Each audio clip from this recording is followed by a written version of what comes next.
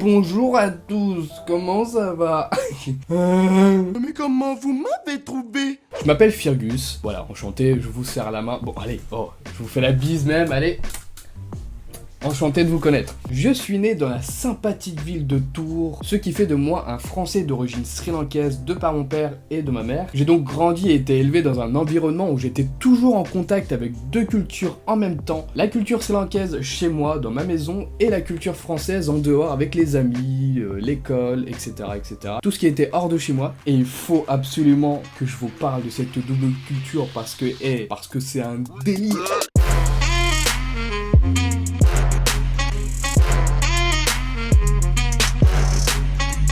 L'une des bonnes choses dans cette double culture, déjà de base, c'est la nourriture. Je peux me prendre une quiche Lorraine et enchaîner avec un bon petit curry juste après, moi y a pas de souci. Mais autre que le côté bouffe, ces deux cultures m'ont beaucoup apporté personnellement parlant et ont construit l'homme que je suis aujourd'hui. C'est-à-dire un gros cassos ou quoi, hein.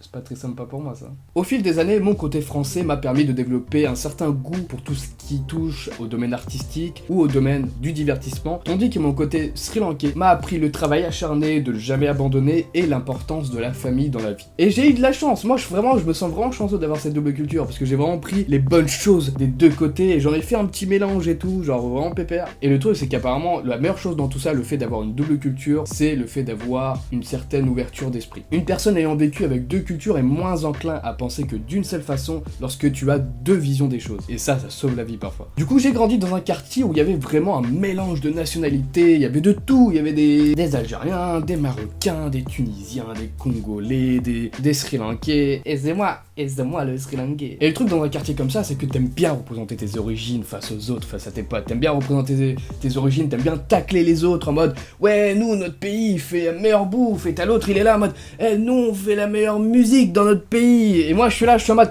non, on fait du thé. C'est bien le thé de Ceylan quand même. Enfin voilà, genre vraiment on se confrontait dans tout plein de domaines, et le domaine le plus fréquent où tout le monde aime bien comparer leur pays et tout, etc., c'est le football. Tout le monde représentait l'équipe de son pays en portant le maillot, en disant nous on va gagner la coupe du monde, tu sais très bien gros, tu vas rien faire du tout en fait.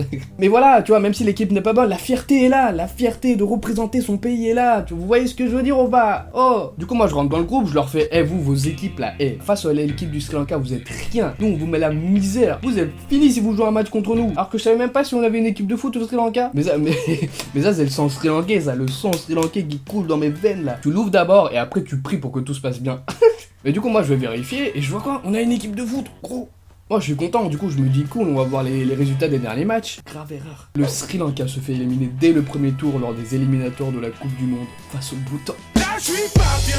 Et c'était en 2015, hein. Et de 2015 jusqu'à aujourd'hui, ils ont fait 12 matchs. Ils ont gagné combien de matchs? Un seul. Un seul sur 12 putains de matchs. Imaginez la réaction des gens du quartier quand ils ont appris ça. Je suis tout chez moi depuis, hein. Mais un jour, j'en avais marre. Fini les moqueries. Je suis parti les voir et je leur ai dit, rigolez tant vous pouvez, croyez-moi, j'ai juré, l'équipe du Sri Lanka fera du sale lors de la prochaine Coupe du Monde. Et du coup, moi, j'étais grave vénère, tu vois, j'étais grave confiant, tout ça et tout. Je leur ai même balancé une punchline de bâtard. Dans un match, soit on gagne, soit on apprend et on devient meilleur. Et on va vous montrer que l'équipe du Sri Lanka est meilleure. On a beaucoup appris ces 5 dernières années, on a perdu quand même 11 matchs. Je peux vous garantir qu'on a beaucoup appris. On est les meilleurs maintenant. 6 juin 2019, le Sri Lanka se fait éliminer dès le premier match lors des éliminatoires de la Coupe du Monde.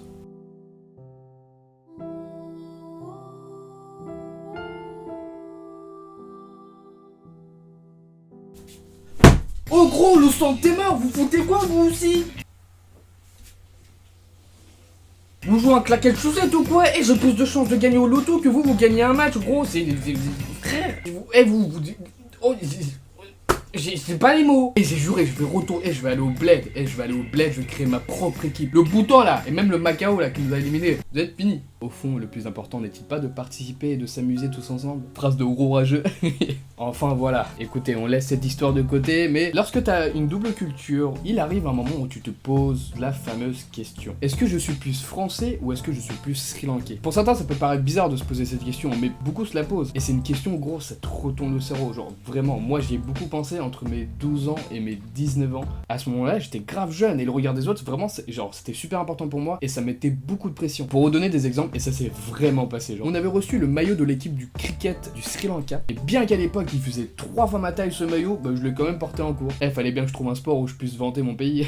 Et je me rappelle que lorsque je suis rentré en cours, les gens étaient venus me voir pour me dire que j'étais pas assez intégré. Et ça, je me rappelle comme si c'était hier, ça m'avait grave marqué, genre vraiment, je m'en souviens exactement. Et du coup, quelques jours plus tard, lors d'un cours de sport, j'avais une sorte de brassard un peu élastique que j'avais, qui était aux couleurs du drapeau de la France. Du coup, je le porte fièrement parce que je le trouvais joli aussi. Et là, c'est les potes de mon quartier qui me font, t'es trop intégré. Ouais, vous avez cru, c'est ma vie, c'était une blague en fait. Pour finir, chose que j'aimerais vraiment dire à toutes ces personnes qui sont français et qui sont d'une autre origine, pour les plus jeunes qui traverseront cette période assez particulière et même vraiment compliquée, ou même ceux qui sont en train de la passer, vous allez vivre une période où vous allez vous chercher, vous allez beaucoup vous poser des questions. Et comme le dit si bien le Rire Jaune qui avait parlé de ce sujet aussi dans l'une de ses vidéos il y a un peu trop longtemps, vous allez être perdu entre ce que vos parents disent, ce que vos potes disent et vous rappellent être, et des choses pas forcément très sympathiques venant de personnes qui sont extérieures à votre entourage. Et trouver un équilibre entre vos origines et le pays dans lequel vous avez grandi, c'est dur. Ça peut limite vous prendre des années, en tout cas moi ça a été le cas. Mon conseil à moi, si je peux me permettre, c'est qu'avec un bon entourage et du temps, et surtout du temps, vous trouverez réponse à votre question. Genre par exemple lors de mes années lycée, j'étais pas forcément dans une bonne période, j'avais pas forcément le meilleur entourage, mais c'est lorsque je suis rentré à l'université et que j'ai vraiment eu un meilleur entourage, c'est là que ça a commencé à devenir quelque chose de sain et que j'ai vraiment commencé à avoir mes réponses. Et j'étais vraiment parti, genre j'étais vraiment sur une bonne lancée dans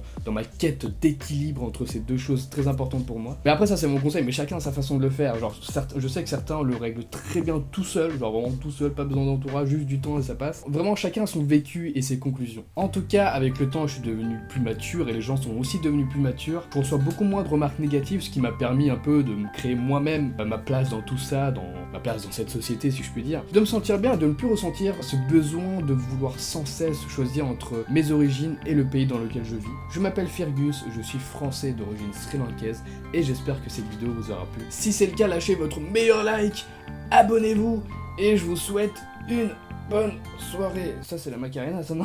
Surtout n'oubliez pas d'où vous venez et soyez toujours fiers de vous.